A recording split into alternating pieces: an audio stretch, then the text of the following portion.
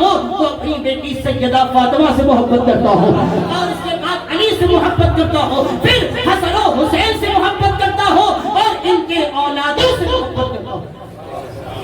یعنی پتا چلا مومن وہ ہوگا جو ان بزرگان دین کے بتائے ہوئے راستے پہ عمل کرتے ہوئے پنجتن پاک سے محبت کرے، تب وہ مومن ہوگا۔ اور ہر شخص اپنے آپ کو مومن کہتا ہے۔ اب کوئی نماز پڑھتا ہے وہ کہتا ہمیں اب کسی کی ضرورت نہیں، ہمارے لیے نماز کافی ہے۔ کوئی زکات دیتا ہے وہ کہتا ہمیں کسی کی ضرورت نہیں۔ کوئی 3-4 مرتبہ حج کر لے تو وہ یہ سمجھتا کہ اب تو ہم حاجی ہو گئے ہیں، اب ہمیں کسی کی ضرورت نہیں ہے۔ لیکن خدا کہہ رہا ہے تمہیں ضرورت ہے کسے؟ ایمان والوں کو۔ کسے کہہ رہا ہے؟ قرآن پڑھنے والے کو۔ کسے کہہ رہا ہے؟ رسول کا کلمہ پڑھنے والے کو۔ کسے کہہ رہا ہے؟ سجدہ کرنے والے کو۔ کسے کہہ رہا ہے؟ حج کرنے والے کو۔ ہاں اے ایمان والو، ایمان تو لے آئے لیکن تمہیں پھر بھی سچوں کی ضرورت ہے۔ کیوں؟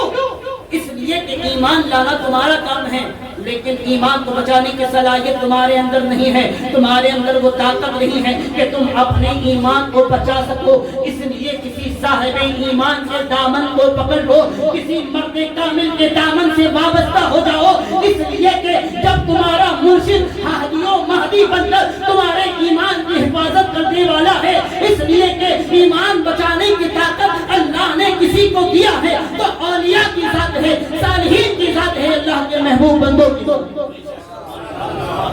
اب ان کے دامن سے اگر ہم وابستہ ہو گئے تو یہ ایمان کی حفاظت کرنا اب ان کا کام ہو گیا۔ اب ان کا کام ہو گیا کہ ہمیں ہدایت کا راستہ دکھائے یا گمراہی کا راستہ دکھائے، اب ان کا کام ہے۔ لیکن ہم تو اہل بیت والوں کے دامن سے وابستہ ہوئے ہیں اور ہدایت ہی ہدایت ملے گا۔ حسنین کے شہزادے کے دربار پہ ہدایت ہی ہدایت ہے، اولاد رسول کے دربار پہ ہدایت ہی ہدایت ہے، شہزادے علی کے دربار پہ ہدایت ہی ہدایت ہے۔ قرآن بھی ہدایت ہے، لیکن قرآن میں اللہ نے فرمایا وَيُضِلُّ بِهِ كَثِيرًا وَيَهْدِ بِهِ كَثِيرًا، فرمایا کہ اسی قرآن کو پڑھ کے لوگ گمراہ ہو جائیں گے، اسی قرآن کو پڑھ کے ہدایت کا راستہ پا جائیں گے۔ فرق کیا ہے ان دونوں میں؟ اللہ خود کہہ رہا ہے اسی کو پڑھ کے تم گمراہ بھی ہو جاؤ گے، اسی کی پڑھ کے ہدایت کا راستہ بھی پا جاؤ گے۔ صوفیہ فرماتے ہیں، اولیاء فرماتے ہیں، اس وجہ سے کہ اللہ یہ بتا رہا ہے کہ اگر قرآن پڑھ کر قرآن کا غلط معنی نکال کر لوگوں میں بتائیں تو وہ بات گمراہی کی طرف لے جاتی ہے، اور قرآن پڑھ کر مزاج مومنانہ رکھ کر قرآن کا صحیح معنی نکال کر وہ لوگوں کو بتایا جائے تو وہ ہدایت کی طرف راستہ جاتا ہے۔ اور ہمیں تو معلوم ہے کہ قرآن کس سے پڑھنا ہے، ہمیں تو معلوم ہے قرآن کس سے سیکھنا ہے۔ ارے قرآن سب سے اچھا پڑھائے گا کون، سکھائے گا کون، بتائے گا کون؟ پتا چلا ہے وہی تو ہے جو کبھی کہتا ہے میں ناطق قرآن ہو، میں بولتا ہوا قرآن ہو، کبھی آقا فرماتے ہیں میں نے قرآن و اہل بیت کو چھوڑ دیا ہے تمہارے درمیان میں، ان دونوں کو مضبوطی سے پکڑے رہو۔ پتا چلا قرآن سمجھائے گا وہی جو صاحب قرآن ہو، اور صاحب قرآن کون ہے؟ اہل بیت کی ذات بابرکہ، جو آل رسول ہیں وہ صاحب قرآن ہیں، جو علی کے شہزادے ہیں وہ صاحب قرآن ہیں، جو ہمیں صحیح ہدایت کا راستہ بتاتے ہیں، اور ان کے در سے کسی کو ہدایت ملتی ہے یا ولایت ملتی ہے وہ قابل احترام ہو جاتا ہے۔ سید تو سید ہے ہی، لیکن سیدوں کے دربار سے جڑنے والے بھی اپنے اپنے زمانے کے کیا سے کیا بن جاتے ہیں۔ کوئی بایزید بستامی بن جاتا ہے، کوئی شیخ ابو الحسن خرقانی بن جاتا ہے، کوئی جنید بغدادی بن جاتا ہے، اور کسی کو دیکھو تو فرید الدین گنج شکر بن جاتا ہے۔ کہ یہ محبت کی بات ہے کہ اگر آپ کو کسی مرد کامل کا دامن مل گیا تو ان کو مضبوطی سے پکڑے رہیں، مضبوطی سے، بالکل مضبوطی کے ساتھ، یک درگیر محتم گیر، ایک ہی کر کو پکڑو لیکن مضبوطی سے پکڑو۔ مولا روم فرماتے ہیں یہ زمانہ صحبت باولیاء بہتر سرسالت عدویلیہ، فرماتے ہیں کہ اولیاء کے دربار میں چند منٹ بیٹھنا 1000 سالہ بیریا عبادت سے بہتر ہے۔ ایک دفعہ کی بات یہ مجھے یاد آ گئی، حضرت بابا فرید شکر رحمۃ اللہ تعالیٰ کا ذکر آیا تو مجھے یاد آ گئی ملفوظات خواجہ چشت میں یہ بات آتی ہے کہ ایک دفعہ حضرت خواجہ قطب الدین بختیار کاکی رضی اللہ تعالی عنہ اپنے مرید و خلیفہ جناب حضرت شیخ فرید الدین گنج شکر رحمۃ اللہ تعالی کو اپنے ساتھ لیتے ہیں اور کہتے ہیں کہ چلو دادا پیر سے ملاقات کرواتے ہیں. اور آپ کے دادا پیر حضرت خواجہ معین الدین چشتی رحمۃ اللہ تعالی رضی اللہ تعالی عنہ حضور سرکار خواجہ فرید نواز اس وقت حیات ظاہری میں تھے، موجود تھے. حضرت بابا فرید الدین گنج شکر کو خواجہ قطب نے کہا کہ چلو دادا پیر سے ملاقات کرواتے ہیں، ان کی زیارت کر لو، ان کی دست بوسی کر لو. اجمیر پہنچے دہلی سے لے کر، دیکھا کہ دیکھے پیری مریدی کیا ہوتی ہے، محبت کیا ہوتی ہے، عشق کیا ہوتا ہے. ضرب ہمیں پیدا کرنا ہوگا دربار میں، اپنے مرشد کی بارگاہ میں. بابا فرید الدین گنج شکر کو لے کر خواجہ قطب الدین بختیار کاکی پہنچے اجمیر کی دھرتی پر. دیکھا غریب نواز تشریف فرما ہے، مسند لگی ہوئی ہے، ہزاروں مریدین بیٹھے ہوئے ہیں.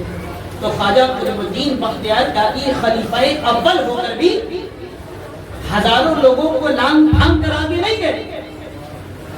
دروازے کے پاس جہاں چپل رکھی ہوئی تھی، خواجہ قطب الدین بختیار کاکی بابا فرید کو وہیں لے کر بیٹھ گئے. کہا فرید الدین پیلی مریدی ایسی ہے کہ یہ مت سمجھنا خواجہ وہاں بیٹھے ہیں ہم پیچھے بیٹھے ہیں، وہ نہیں دیکھ رہے ہیں. ارے جو سب سے زیادہ پیچھے ہوتا ہے مرشد کے نگاہوں کے زیادہ قریب ہوا. اور یہ دربار ہے پیر کا، چپل پہ جگہ ملے تو بیٹھ جاؤ، اف نہ کرنا. دروازے پہ جگہ ملے تو بیٹھ جاؤ، اف نہ کرنا، کیونکہ دروازہ بھی تمہارا پیر کا. غریب نواز تشریف فرما ہے، خواجہ قطب الدین بختیار کاکی بیٹھ گئے چپل کے پاس. اب کہا بابا فرید الدین گنج شکر کو کہ اٹھو اور جاؤ دادا پیر کے دستے مبارک کو بوسہ دو، ان سے ملاقات کر کے آؤ، ان کی زیارت کر کے آؤ. لیکن بیچ سے نہ جانا، کسی کو تکلیف ہو سکتی ہے. سائڈ سے جانا، جہاں وہ تشریف فرما ہے خواجہ خواجگان مالک ہندوستان، ان کے دستے مبارک کو چومنا، چلے آنا. حضرت خواجہ فرید الدین گنج شکر پیر و مرشد کا حکم سن کے اٹھے اور سائڈ سے چلتے ہوئے غریب نواز تک پہنچے. جب غریب نواز تک پہنچے تو ہاتھ چوما نہیں، دست بوسی کیا نہیں، ویسے ہی پیچھے سے گھوم کر واپس آئے اپنے پیر و مرشد خواجہ قطب کے پاس اور آ کر ان کے ہاتھ کو چوم لیا، ان کے ہاتھ کو بوسہ دیا. تو خواجہ قطب نے کہا میاں فرید، میں نے تمہیں دادا پیر کے ہاتھ کو بوسہ دینے کے لیے کہا تھا، تم گئے لیکن تم چومے نہیں، دست بوسی تم نے کیا نہیں، تم واپس آ کر میرے ہاتھ کو چومتے. ارے فرید میرے ہاتھ کو نہیں، دادا پیر کے ہاتھ کو چومنا ہے، ان کے دستے مبارک کو چومنا ہے، جاؤ پھر سے. پھر بابا فرید اپنے پیر و مرشد کے حکم کے مطابق اٹھتے ہیں اور پھر سائڈ سے ہو کر غریب نواز تک پہنچتے ہیں. اسی طرح مسند پہ غریب نواز بیٹھے ہیں اور آپ گئے اس طرف، لیکن پھر ہاتھ چوما نہیں، دست بوسی کیا نہیں، ویسے ہی گھوم کر واپس اپنے پیر کے پاس آئے، خواجہ قطب کے پاس ان کے ہاتھ کو چوم لیا. کہا فرید تمہیں سمجھ نہیں آتا؟ ارے میرا ہاتھ تو روز چومتے ہو، آج دادا پیر کا چومو، غریبوں کے غریب نواز کا چومو، وہ تمہارے دادا پیر ہیں. اٹھو پھر جاؤ، جا کر چوم کے آؤ. پھر بابا فرید تیسری مرتبہ اٹھتے ہیں اور پھر سائڈ سے جاتے ہیں غریب نواز کی طرف، غریب نواز کی طرف جاتے ہیں تو پھر جا کر ہاتھ کو بوسہ نہیں دیتے، غریب نواز کے پیچھے سے گھوم کر واپس آتے ہیں، اپنے پیر کے ہاتھوں کو چوم لیتے ہیں. خواجہ قطب کے ہاتھوں کو بوسہ دیا تو خواجہ قطب الدین بختیار کاکی نے بابا فرید کو کہا ارے فرید تمہیں سمجھ نہیں آتا، میں نے کہا تھا کہ دادا پیر کے ہاتھ کو چومو، تم اٹھتے ہو صحیح، جا کر واپس آتے ہو پھر میرے ہاتھ کو چوم لیتے ہو. ایک بار تم نے چوما، دو بار تم نے چوما، تین بار تم نے چوما، تمہیں سمجھ نہیں آتا؟ تمہیں غریب نواز کے ہاتھ کو چومنا تھا، میرے ہاتھ کو تو روزانہ چومتے ہو. تو بابا فرید فرماتے ہیں یا میرے پیر و مرشد مجھے کچھ سمجھ نہیں آتا، جب بیٹھتا ہوں آپ بھی نظر آتے ہیں، یہ مجمع بھی نظر آتا ہے، خواجہ بھی نظر آتے ہیں، جب وہاں جاتا ہوں تو کوئی نظر نہیں آتا. کہاں کیا نظر آتا ہے؟ کہاں آپ ہی آپ نظر آتے ہیں، پیر ہی پیر نظر آتا ہے. اب مجھے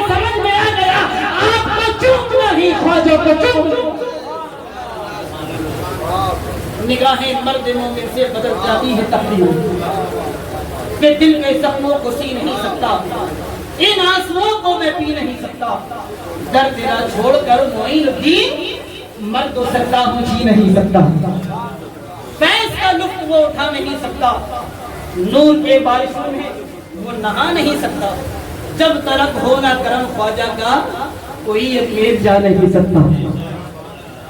یہ تعلیم دربار بلی نواز سے ہمیں ملی کہ جب مرید محبت کے اس مقام پہ پہنچ جاتا ہے تو تب اسے اپنے پیر کے علاوہ کوئی نظر نہیں آتا، جب اس مقام تک پہنچتا ہے تو تب اسے اپنے پیر میں ہی مولا علی کا بھی جلوہ نظر آتا ہے، حسنین کریمین کا بھی جلوہ نظر آتا ہے، اور جس سلسلے کے بزرگوں سے وہ تعلق رکھتا ہے، اگر قادری ہے تو غوث کا بھی جلوہ نظر آتا ہے، اگر چشتی ہے تو خواجہ معین الدین کا بھی جلوہ نظر آتا ہے، اگر افتخاری ہے تو افتخار الحق صدیق رحمۃ اللہ علیہ کا بھی جلوہ نظر آتا ہے، اگر وہ عشق کی نگاہوں سے اپنے پیر کے جلوے کو دیکھتے کہ طیبہ سے پکائی جاتی ہے، سینے میں چھپائی جاتی ہے، توحید کے میں پیالوں سے نہیں نظروں سے پلائی جاتی ہے، شراب عشق کا معاملہ ہی نرالا ہے،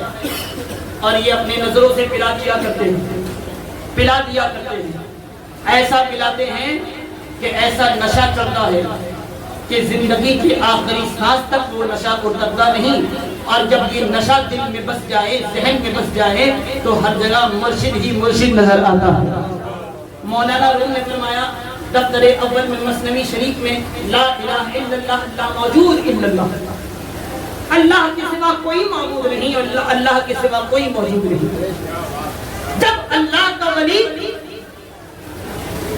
اس مقام تک پہنچ جاتا ہے تو ہر شے میں اللہ کے نور کو دیکھتا، ہر شے میں اللہ کے نور کو دیکھتا، اس لیے اس کے نظر میں نہ کوئی چھوٹا ہے تو ہوتا ہے، نہ کوئی بڑا ہوتا ہے۔ اور اللہ کا ولی ہو یا کوئی شیخ ہو، اگر ان کے دامن سے وابستہ تم ہو گئے تو ایک بات جان دو، اللہ خود یہ فرما رہا ہے، مشکات شریف کی حدیث ہے، فَقُنْتُ السَّمَعُ الَّذِي يَسْمُعُ بِهِ أَبْصَرَهُ الَّذِي يُبْصِرُ بِهِ وَرِجْلَهُ الَّتِي يَبْطِشُ بِهَا وَرِجْلَهُ الَّذِي يَمْشِي بِهَا وَإِنْ سَأَلَنِي لَأُعْطِيَنَّهُ۔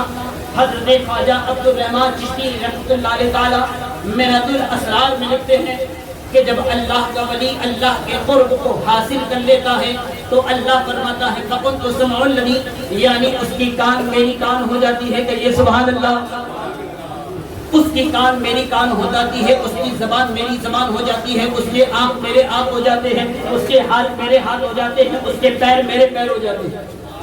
یہ حدیث قدسی ہے، آقا خود فرما رہے ہیں کہ اللہ نے یہ فرمایا میرے ولی کی کان میری کان، یعنی اللہ یہ کہتا ہے میرا ولی میری کان سے سنتا ہے، میرا ولی میری زبان سے بولتا ہے، میرا ولی میری آنکھ سے دیکھتا ہے، میرا ولی میرے ہاتھ سے پکڑتا ہے، میرا ولی میرے پیر سے چلتا ہے۔ اور آخری میں فرمایا وَإِنْ سَأَلَنِي لَأُعْطِيَنَّهُ، فرمایا میرا ولی جو مجھ سے مانگتا ہے میں اسے عطا کرتا ہوں، ضرور ضرور عطا کرتا ہوں، دو لفظ آئیں، ضرور اور ضرور عطا کرتا ہوں اگر وہ مجھ سے مانگتا۔ پتا چلا کہ ولی کی آنکھ اللہ کی آنکھ، ولی کی کان اللہ کی کان، ولی کی زبان اللہ کی زبان۔ تبھی تو مولانا روم فرماتے ہیں گفتہ اللہ بود گرچہ از حلقوم عبداللہ بود، دیکھنے میں سامنے والا بول رہا ہے، حقیقت میں زبان ولی سے خدا بولتا۔ اگر تمہارے پیر نے کہہ دیا کہ ہو جائے گا تو مان لو اس بات کو ہو جائے گا، اگر کسی ولی نے کہہ دیا ہو جائے گا تو مان لو ہو جائے گا، مان لو ہو جائے گا۔ یہی ایمان، یہی ضرف اپنے اندر ہمیں پیدا کرتا ہوگا کہ ہم کسی ولی کو پرکھ نہیں سکتے، ہم کسی اولیاء کو پرکھ نہیں سکتے۔ اولیاء کی ذات بابرکات دیکھیں کہ کوئی خاندانی رشتہ آپ کا نہیں تھا نور الہدیٰ صاحب سے، کوئی خاندانی رشتہ آپ کا نہیں تھا شمس عالم شاہ سے، لیکن آپ ان کی محبت میں پیچھے چلے آئے کہ نہیں آئے؟ ان کی محبت میں، ان کے عرص مقدس میں حاضری دینے کے لیے آئے کہ نہیں آئے؟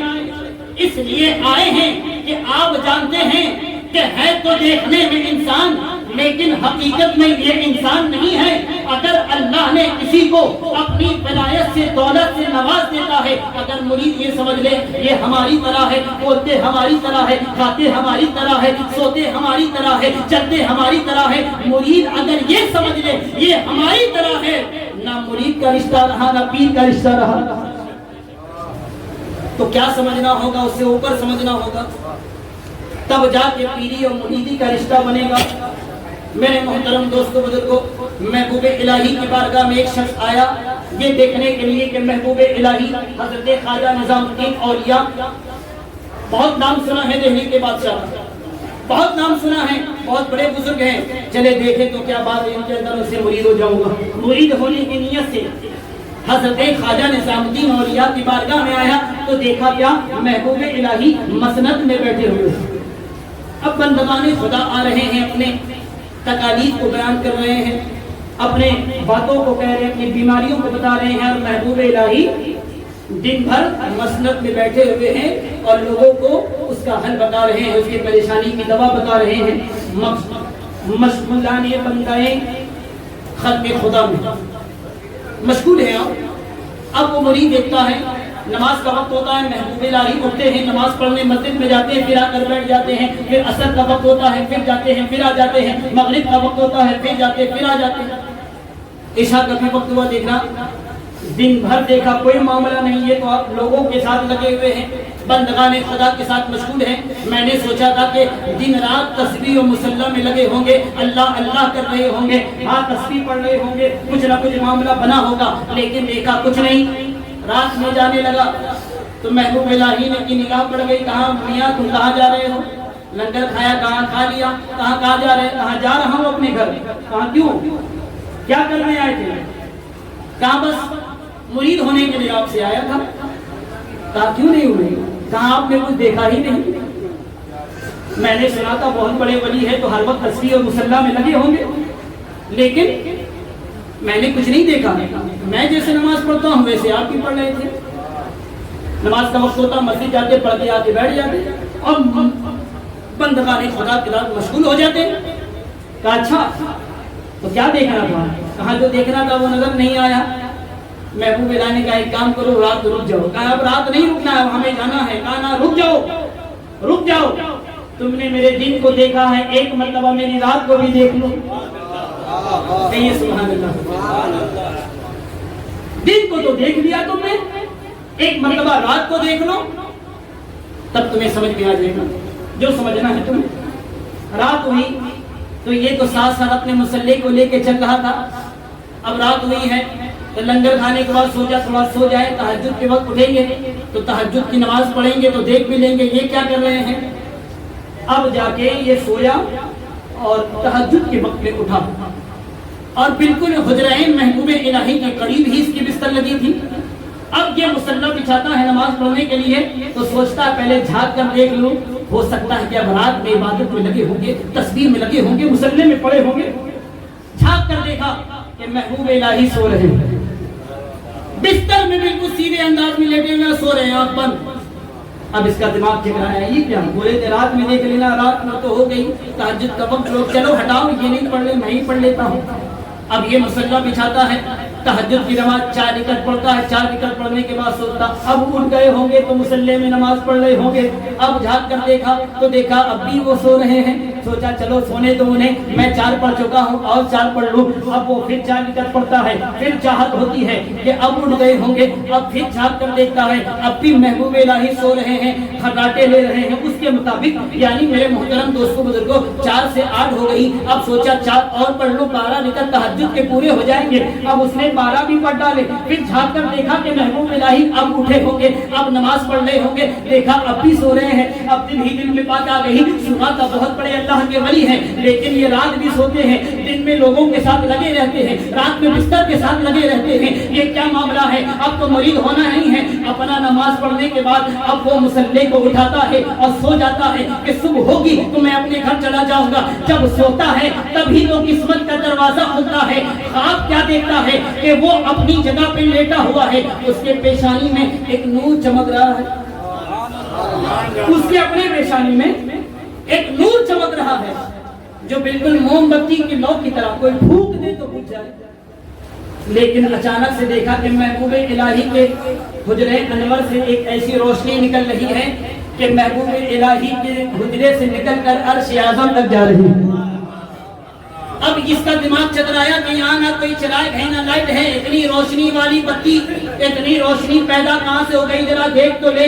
آگے بڑھتا ہے، محبوب الہی کے حجرے میں پھر جھانک کے دیکھتا ہے تو کیا دیکھتا ہے؟ جو روشنی زمین سے نکل کر عرش اعظم تک جا رہی ہے وہ محبوب الہی کے پیشانی سے نکل رہی ہے، محبوب الہی کے پیشانی سے نکل رہی ہے۔ وہ اتنے میں خواب ٹوٹا، صبح ہوئی، محبوب الہی نماز پڑھنے کے لیے مسجد میں آئے، فوراً قدموں پہ گر گیا، کہا حضور مجھے معاف کر دیجئے، جو آپ دکھانا چاہتے تھے وہ میں نے دیکھ لیا۔ کہا کیا دیکھا؟ کہا یہی دیکھا، میرے رات بھر کی عبادت میں نور جو پیدا ہوا موم بتی کی لو کی طرح، کوئی پھونک دے تو بجھ جائے، اور آپ کے پیشانی میں جو نور تھا وہ عرش اعظم تک جا رہا تھا۔ مجھے سمجھ میں آ گیا ہے آپ کی عبادت کو کوئی نہیں دیکھ سکتا۔ تو مولا محبوب الہی فرماتے ہیں دیکھ لیا نا، ارے جو دیکھنا چاہتا تھا، ارے تو نماز پڑھ رہا تھا، تیرا خیال میری طرف تھا، تیری نگاہ میری طرف تھی، تیرا جسم و خیال میری طرف تھا، عبادت تو کر رہا تھا لیکن تیری خیال میری طرف تھا۔ لیکن اللہ کا ولی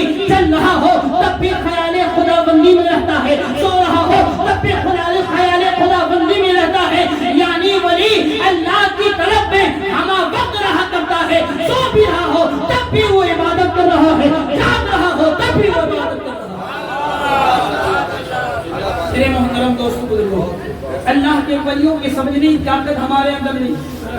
اگر قسمت سے دامن مل گیا ہے تو مضبوط سے پکڑ لیں۔ محبوب الہی بتا دیا اللہ کا ولی طالب دنیا نہیں طالب مولا ہوا کرتا ہے، اس کی ہر سانس اللہ کا ذکر کرتے ہیں، اس کے رگ رگ اللہ کے ذکر کرتے ہیں۔ حدیث پاک ہے، اللہ کے رسول نے فرمایا کہ جس نے خود کو پہچان لیا اس نے خدا کو پہچان لیا۔ بارہا پتا چلا، میرا وقت ہو گیا، انشاءاللہ پھر موقع ملا تو بیان کرنے کی کوشش کروں گا۔ کبھی زندگی رہی بارگاہوں میں حاضری کا شرف ملا تو میں بیان کروں گا۔ باتیں بہت سی ہیں کیونکہ میں صرف اور صرف بزرگان دین کی کتابوں کا مطالعہ کرتا ہوں، کیونکہ دامن بزرگان دین سے میری وابستگی ہے، اولیاء کاملین سے ہے۔ ایسے اولیاء کاملین کے درباروں سے تعلق رکھنے والے صرف اولیاء کی بات کیا کرتے ہیں، نبی و آل نبی کی بات کیا کرتے ہیں۔ ذکر نبی اور ذکر آل نبی انسان کو مرد بنا دیتا ہے۔ صوفیہ لکھتے ہیں کہ جو حالات زندگی اپنے پیر کی پڑھے یا صوفیہ کی پڑھے یا اولیاء کی پڑھے، وہ ذکر ہی اس کو مرد بنا دیتی ہے، وہ ذکر ہی اسے قوت عطا فرماتی ہے، اور وہ ذکر ہی اس کی ایمان میں روشنی عطا کرتی ہے، اس کے قلب و ذکر کو پاک کرتی ہے۔ جیسے اللہ کے رسول نے فرمایا قلب المومن عرش اللہ تعالی، مومن کا قلب اللہ کا عرش ہوتا ہے، تو اسے عرش بنانے کے لیے فرش پہ ذکر کرنا پڑے گا، مرشد کی نگاہ پڑ جائے۔